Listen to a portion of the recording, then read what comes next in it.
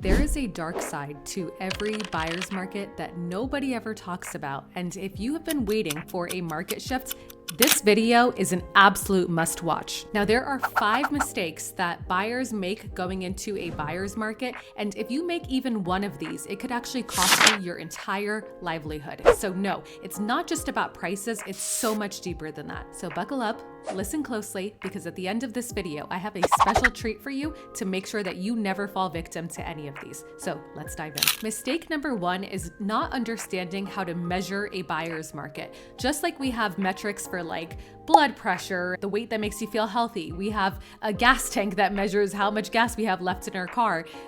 Being in a buyer's market is not just a feeling. It's not like where we go like, feels like a buyer's market. Like that's not how this works. There's actual metrics that go along with this. So the most important one to understand is a number that's called months of inventory. If we were to give like the real estate market a credit score or a GPA, like this would be the number. The way that we determine it is looking at how many properties are coming on the market and comparing that to how long the properties are sitting on the market. So if, let's say, for example, we have 1,000 properties come on the market and it takes 3 months for those properties to sell, that means we have 3 months of inventory. Now, anything that's more than 6 months is considered a buyer's market. Anything less than 6 months is considered a seller's market. So there's very little wiggle room for a neutral or balanced market. We saw during the pandemic that we were in a very aggressive seller's market. Now, here in South Florida, coming up on now over a year, we're seeing that the shift to a buyer's market has been very, very, very gradual. And it's gonna feel like that until the sudden just like flip all the way over. And so insurance has a lot to do with that, as well as rising association fees and assessments. Mistake number 2 is waiting for rates to come down. I totally get it. It feels super inaccessible to purchase property when we know that rates were just 2 and 3% like 2 years ago. And now to, look at them at the time of this recording, they're just about 7%. Did you know that back in the 80s that interest rates were like 18 and 20%? That is like insane. So it's important to understand that we can't just let interest rates rule all of our decisions. And in fact, most buyers are doing that exact same thing. So if you're holding off until rates come down, what you're gonna find is that rates come down, and they will at some point, but every other buyer in the market is gonna feel the exact same way. And so now you're entering more competition than you would have had if you took advantage of right now. Mistake number 3 is waiting for prices to hit the bottom. There are millions and billions of dollars every year that go into making these sorts of predictions. And typically, almost everybody is wrong. And the ones that are right are only right because they got lucky. Right? So if we spend all of our time hoping and praying and wishing that the market's going to hit the bottom, we won't know that the market hit the bottom until after we've already recovered. And so the best way to do this is to buy property when you're in a good financial situation to do so, and we can get you into a loan arrangement that's going to put you in a good financial situation, not just today, but over the next couple of years. Mistake number 4, I've kind of alluded to a couple of times already, but it's not considering alternative financing. So during the pandemic and, over the last several years, we've had buyers who are like, well, can I do a lease option? Or, is there a rent to own? Can we do assumable loans or seller financing?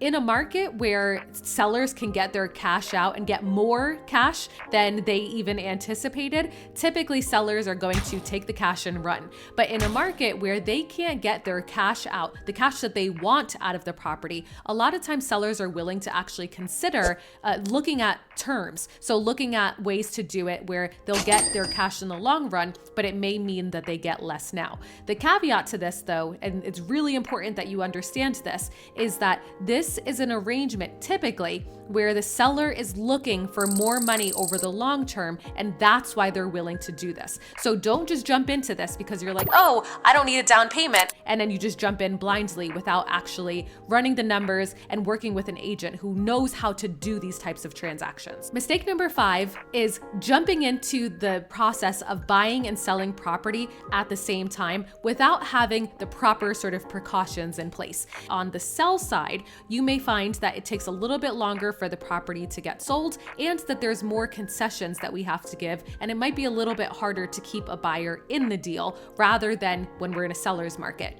Most sellers are going to be willing to consider an offer that you still have a property to sell in a buyer's market, but we still want to make sure that we don't end up with a domino effect where your property that you're selling is dependent on your buyer's property selling, and the property that you're buying, they're depending on you so that they can buy their other property.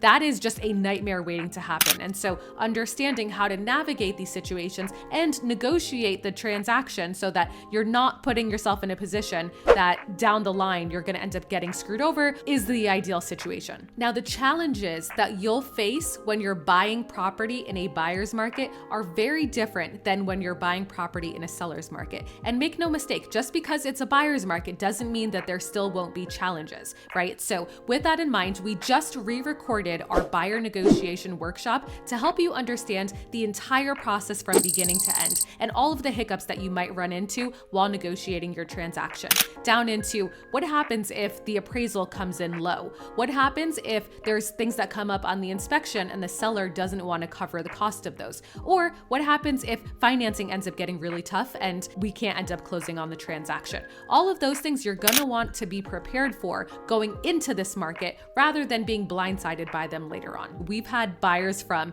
first-time buyers buying like a $150,000 condo all the way up to buyers who are on their 5th or 6th property and buying, $2.5, $3 million properties. And they're like, no one has ever taken the time to explain the process to me this way. So please make sure you go watch that workshop in the link in the description. Now, we know that interest rates are killing buyers' ability to purchase and their ability to buy more house. So with that in mind, in the next video, we're going to dig super deep into alternative financing options and how both buyers and sellers can use this to their advantage so that you can put together a deal that most agents are not going to have any idea of how to deal with. So don't forget to subscribe so that you know exactly when that video drops.